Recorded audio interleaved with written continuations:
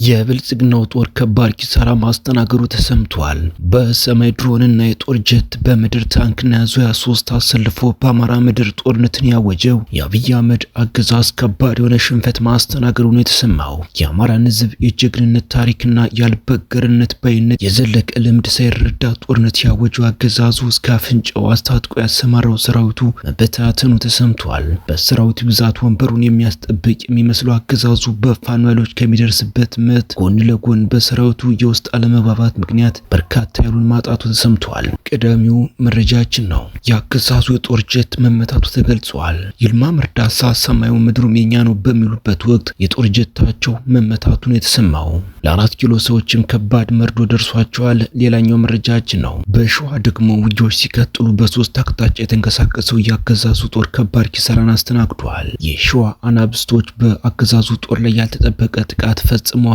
ይህንንም በዝርዝር ሰሙታላችሁ። ይህ አዲስ አበባ ጉዳይ አነጋጋሪነቱን ቀጥሏል። አዲስ አበባ የኦሮሚያ መቀመጫቱን ካላችሁ ብር ይሰጣችኋል እያሉ ነው የኦህዴድ ባለስልጣናት። የምክክር ኮሚሽኑ ኃላፊ ደግሞ የኔ ሚና ውስን ነው ሌሎቹን ጠይቁ ብሏል። ሌላኛው መረጃችን ነው።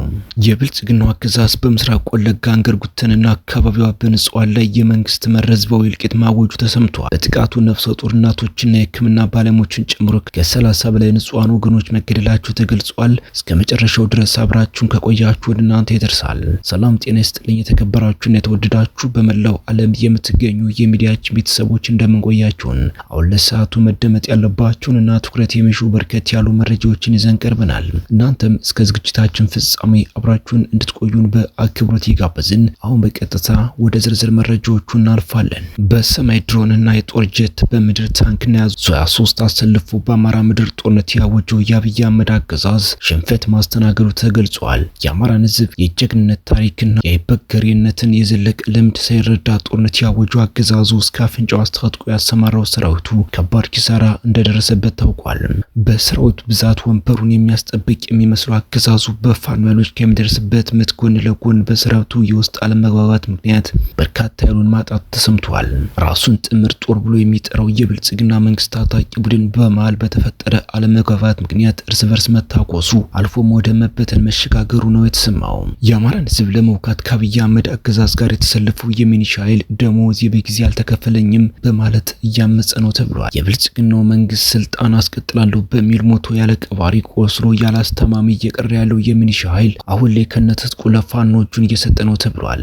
በሌላ በኩል ከኗሪና ከጁሮ አቅጣጫ የተንቀሳቀሰው የአገዛዙ ጦር በነጎድጓድ ክፍለ ጦር ከባድ ምት አስተናግዷል። የአፋብኃኝ ሸዋ ጠቅላይ ግዛት አሳምነው አጼ ዘርዓ ያዕቆብ አንደኛ ኮር ነጎድጓድ ክፍለ ጦር ከአገዛዙ ጥምር ጦር በኩል የተሰነዘረውን የማፈን ሙከራ በመቀልበስ ከፍተኛ ድል ማስመዝገቡን የኮሩ ህዝብ ግንኙነት ገልጿል። የአገዛዙ ኃይል ከማለዳው 12 ሰዓት ጀምሮ በነዋሪ ከተማና በጁራ አቅጣጫዎች በመንቀሳቀስ በአጼ ዘርዓ ያዕቆብ አንደኛ ኮር ነጎድጓድ ክፍለ ጦር ላይ ከበባና ማፈን ለመፈጸም እንቅስቃሴ ያደረገ ሲሆን ነገር ግን የክፍለ ጦር 2 ሻለቆች በወሰዱ የተቀናጀ ስልታዊ ማጥቃት አገዛዙ ድባቅ መመታቱ ታውቋል።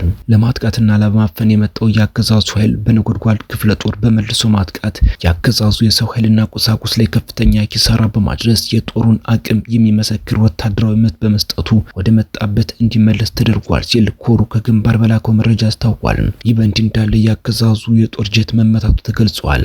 ትናንት 5 ሰዓት ላይ የአገዛዙ አየር ኃይል የጦር ጀት አውሮፕላን ከደብረ ዘይት ንጹሃንን ለመጨፍጨፍ ተነስቶ በምስራቅ ሸዋ ዞን ቦራ ወረዳ ጎራ ለማ ቀበሌ ውስጥ በጀግኖች ተመቶ ወድቋል። በአውሮፕላን ውስጥ የነበሩ 2 ፓይሎቶች በፓራሹት ወደ መሬቱ ወርደዋል ነው የተባለው። መረጃዎቻችን ሲቀጥሉ የአዲስ አበባ የኦሮሚያ መቀመጫቱን ካላችሁ ብር ይሰጣችኋል ብሏል ኦህዴድ። የኦህዴድ ባለስልጣን አዲስ አበባን ለማዋጥ በሚያደርገው እንቅስቃሴ ሌሎችም ለማሳመን የሚያደርገው ጥረት በሁለት መንገድ እየተገበረ ይገኛል። አንደኛው አማራን ለመበተን የሚያደርገው ጥረት ሲሆን በዚህ ስልታዊ የማጥቃት አቀራረቡ አማራ ክልልን እንዲያፈርሱ የሚሰሩ ኃይሎችን ድጋፍ ማድረግ ነው። ሁለተኛው መንገዱ ደግሞ ከአማራ ውጭ ያሉ ኃይሎችን በስልጣንና በገንዘብ ጥቅም ለመግዛት እየደለለ እንደሚገኝ ከምክክር ተሳታፊዎቹ የደረሰን መረጃ ያሳያሉ። ምንጮች እንደሚሉት የደቡብ፣ ሲዳማ፣ ቤንሻንጉል፣ አፋር፣ ጋምቤላ፣ ሐረር ሌሎችም ተመካካሪዎችን በገንዘብ እየደለለ ነው። አዲስ አበባ የኦሮሚያ ክልል መቀመጫ መሆን የለባትም ያለው ከመላው ኢትዮጵያ የመጡ ተሳታፊዎችን በገንዘብ እየደለለ ነው ያሉት የመረጃ የመረጃ ምንጮች በፓርቲ ለመጠርነፍ ያልቻለውን በከፍተኛ የገንዘብ አቅርቦት አዲስ አበባ የምትባል ታላቅ ከተማ ለማዋጥ እየሰራ ነው ብለዋል። ኦህዴድ ከተማዋ ወደ ኦሮሚያ ሙሉ በሙሉ ለማዋጥ እየሰራ ነው ብለዋል። ኦህዴድ ከተማዋ ወደ ኦሮሚያ ሙሉ በሙሉ በአጠቃላይ ቴክኒካል በሆነ ውሳኔ ለማዋጥ የኦሮሚያ መቀመጫ አዲስ አበባ መሆን አለባት በማለት አቅጣጫ ማስቀመጡ ተገልጿል። ሆኖም የኦሮሚያ ክልል ዋና ከተማ ናዝሬት ነው የሚል የሙግት ሀሳብ ያላቸው የራሱ የብልጽግና ፓርቲ አባላት ጭምር ኦህዴድን መቃወማቸው እንደቀጠሉ ነው ተብሏል። ኦህዴድ በገዢው ፓርቲ ስም ያስቀመጠውን አቅጣጫ እንቀበልም ያሉት አባላትን እያስጠነቀቀ ነው የሚሉት የመረጃ ምንጮች ከአዳራሽ ውጭ ድርድሮችና የጥቅም ግዢ ሙከራዎችን በማድረግ ላይ መሆኑን ገልጸዋል። አፈንጋጭ የፓርቲው አባላት ከስራ ሊሰናበቱና ከአባልነት ሊባረሩ እንደሚችሉ ማስጠንቀቂያ ተሰጥቷቸዋል የተባለው።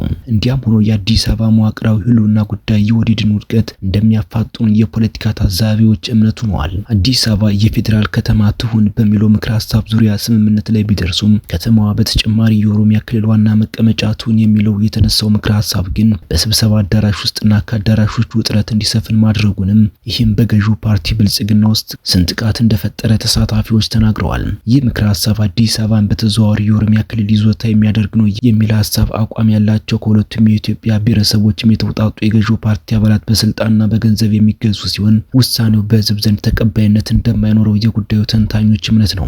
በኦህዴድ ብልጽግና የበላይነት የሚመራው የምክክር ጉባኤ 27ኛ ቀኑ ላይ የደረሰ ሲሆን በመሰረታዊ ጉዳዮች ላይ የጋራ ስምምነት መድረስ እንዳልቻለ መረጃዎች ያመለክታሉ።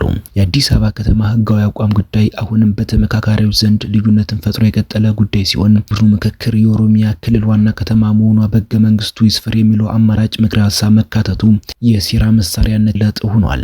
የምክክር ኮሚሽኑ ዋና ኃላፊ ደግሞ የኔ ሚና ውስን ነው፣ ሌሎቹን ጠይቁ ሲሉ መልሰዋል። እናት ፓርቲ ደግሞ በአሁኑ ወቅት እየተካሄደ ያለውን ሀገራዊ የምክክር ሂደት በተመለከተ ጥብቅ አቋሙን አንጸባርቋል። ፓርቲው ነሐሴ 6 ቀን 2018 ባወጣው መግለጫ የምክክር መድረኩ አገርን በብሔራዊ መግባባት ከማጽናት ይልቅ የቡድን የበላይነት ለማንበርና አዲስ የእርስ በርስ ጦርነት ለማስነሳት ታልሞ እየተሰራበት መሆኑን ገልጿል። በመሆኑም ከዚህ የምክክር መድረክ በሚወጡ ማናቸውም ስምምነቶች ላይ ፊርማውን እንደማያኖር አስታውቋል። እናት ፓርቲ በመግለጫው እንዳብራራው ገና ከጀምሩ በኮሚሽነሮች አመራረጥ በአካታችነትና በወቅቱ በነበሩ ጦርነቶች ዙሪያ ስጋቱን ሲገልጽ ቢቆይም ሰሚ በማጣቱ ሀገሪቱ ወደ ምክክር እንድትገባ ተደርጓል። ፓርቲው ሂደቱን በውስጥ ነው ለማረምና በጎ ተጽዕኖ ለመፍጠር በማሰብ ተሳትፎ ሲያደርግ መቆየቱን ያስታወሰው መግለጫው ይሁን እንጂ ከወረዳ ጀምሮ እስከ ሀገር አቀፍ ደረጃ ባለው የምክክር መድረክ አብላቸውን ቁጥር የያዙት የገዢው ፓርቲ አባላትና የስርዓቱ ደጋፊ መሆናቸውን ታስቢያለሁ ብለዋል። በተጨማሪም በሂደቱ ድምጾች እንዳይሰሙ መገደባቸው የግልጠኝነትና የግልጸኝነት ማነስ፣ በጸጥታ አካላት ታጅቦ መወያየት እንዲሁም ተሳትፎ አድማስን ለማጥበብ ከውስጥና ከውጭ የሚደረጉ ወከባዎች የምክክሩ ፍትሃዊነትና ቅቡልነትን ከፍተኛ ጥያቄ ውስጥ እንደከተቱት ፓርቲው አስገንዝቧል። እንደና ፓርቲ እምነት ሀገራዊ ምክክር የቀውስ ጊዜ መፍትሄ ማመንጫ እንጂ የቅንጦት ሆኖ አይደለም። በአሁኑ ወቅት ቢያንስ በ3 ክልሎች ውስጥ ጦርነቶች የተካሄዱ ባለበትና ዘርን መሰረት ያደረገ ፌዴራሊዝም ሀገሪቱ አደጋ ላይ በጣለበት ሁኔታ ምክክሩ እነዚህን የሉና አደጋዎች ለማስቆም አልሞከረም። ከዚህ ይልቅ የችግሩን ስር በማድበስበስ ፖለቲካዊ ቁማሮች ላይ ማተኮሩን ፓርቲው ገልጿል። ለአብነትም የሀገሪቱን መሪ ከጠቅላይ ሚኒስተርነት ወደ ፕሬዝዳንትነት የመቀየር ጉዳይ፣ አዲስ አበባን ለአንድ ቡድን አሳልፎ ለመስጠት የሚደረግ ወከባ፣ የድሬዳዋ ዕጣ ፈንታ እና የዘመን አቆጣጠርን የመሳሰሉ ርዕሰ ጉዳዮች የሀገሪቱን ወቅታዊ ቀውስ የማይፈቱና አዲስ የጸብ ግንባር የሚከፍቱ መሆናቸውን በመግለጫው ተብራርቷል። መረጃዎቻችን ሲቀጥሉ የብልጽግናው አገዛዝ በምስራቅ ወለጋ አንገርጉተንና አካባቢዋ በንጹሃን ላይ መንግስት መረዝ በእልቂት ማወጁ ተሰምቷል። በጥቃቱ ነፍሰ ጡር እናቶችና የሕክምና ባለሙያዎችን ጨምሮ ከ30 በላይ ንጹሃን ወገኖች በአሰቃቂ ተጨፍጭፈዋል። የአብይ አህመድ አገዛዝ በመካከለኛው የሀገሪቱ ክፍል የተደቀነበትን ከፍተኛ ውጥረት አቅጣጫ ለማስቀየርና በተለይም በአማራ ክልል ውስጥ እየደረሰበት ያለውን ተደጋጋሚ ወታደራዊ ሽንፈት ለመሸፈን በሚል በምስራቅ ወለጋ ዞን በሚገኙ የአማራ ተወላጆች ላይ ይፋዊ ህዝባዊ እልቂት ማወጁ እያስፈጸመ መሆኑ ታውቋል።